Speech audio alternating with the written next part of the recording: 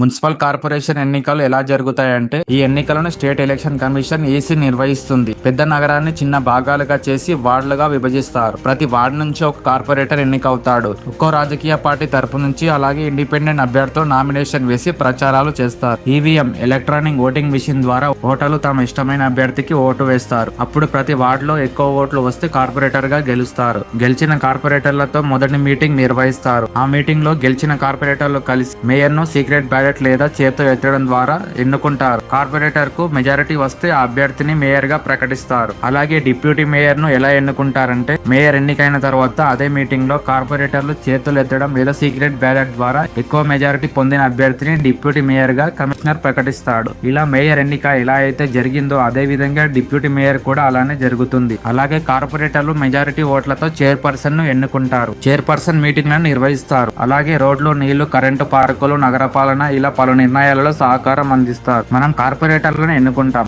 కార్పొరేటర్లు మేయర్ ని ఎన్నుకుంటారు.